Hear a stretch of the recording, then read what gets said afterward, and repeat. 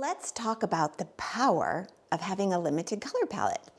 Have you ever had difficulties just choosing colors and wanting to put too many colors in a painting and then it just becomes a big mess? I would do that all the time. And I would hear artists say, well, limit your palette. And I'm like, why would I want to do that? So much fun using all these colors. But what I didn't realize was that it was causing me, especially as a novice artist, a lot of confusion. So if you struggle, I want you to shift your mindset just a little bit and think of this: limiting your color palette. And that means maybe 3, max 4 colors, like independent colors, not counting black and white, but the actual colors that you're using in there. And keep in mind, if you're using, you want blue, green, yellow, orange, I would not use the green. Mix the green from the blue and yellow, and it's automatically harmonized. And so when you mix a color palette that's limited, you're gonna get really harmonized colors to begin with, and you'll mix different colors from the ones that you have there already. So it's gonna surprise you with what you can get, but ultimately your definitive colors are no more than 4. I like to keep it 3 or so. So let me explain a little bit more about that, and I'm going to show you an example painting that I think just shows it perfectly.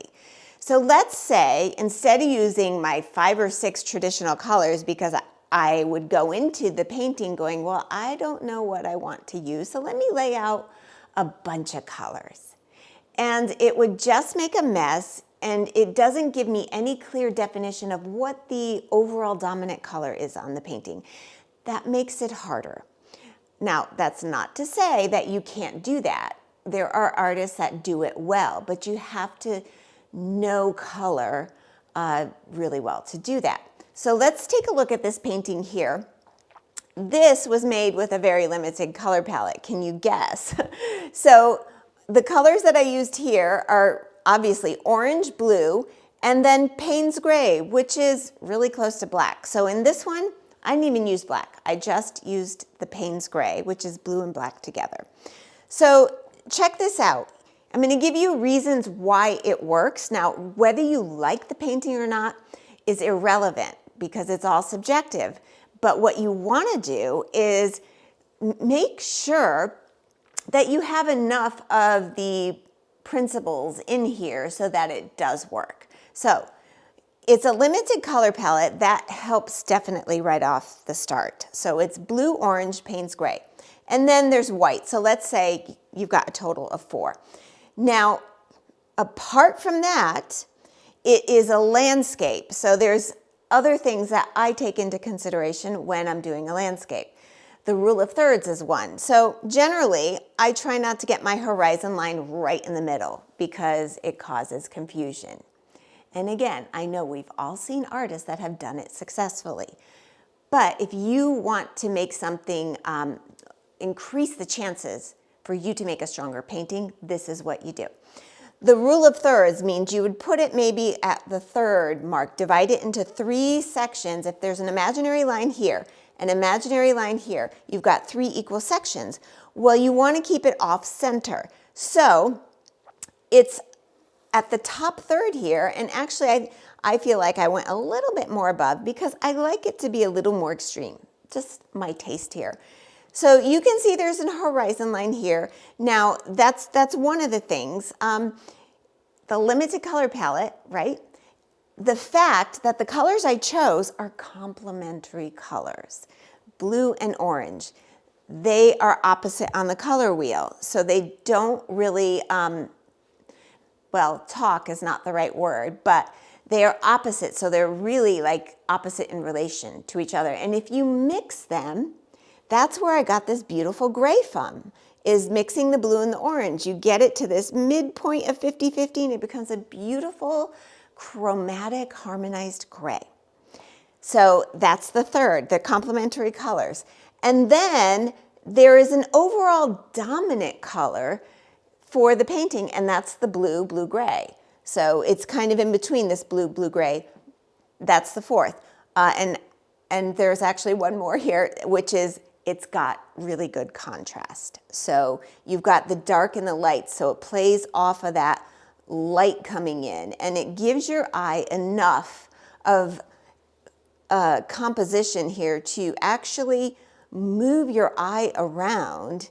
And for me, I love the abstract because I don't like painting. I mean, representational is great. It takes a lot of skill, but I personally like the freedom of abstract and the fact that I can interpret different marks of paint. Like it's not, like what is this down here?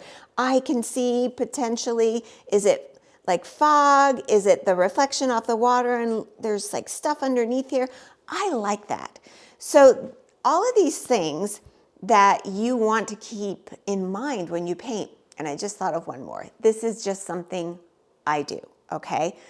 I personally like to make each corner a little different. So this corner up here is different than this corner, and it's different than this corner and this corner.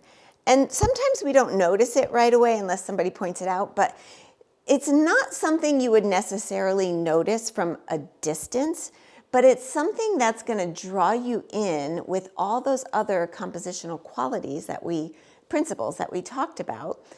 And it's really going to make you appreciate what the painting is. So when you get close, it's not something that's going to bore you and come across flat.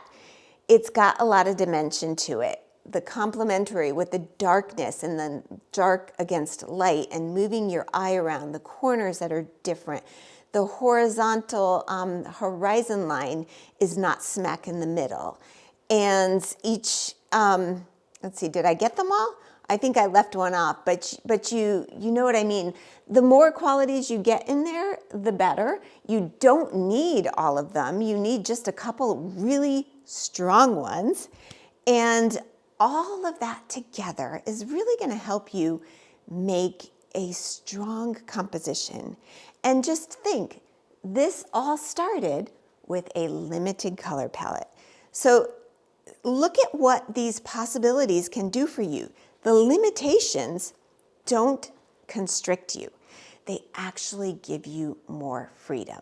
So the next time you choose a color palette, think of it with a little more intention and what colors you can actually mix with it. Can you get one of these beautiful grays by just mixing two complementary colors within your palette? And then go from there. So limited color palette is not constriction, it's actually freedom.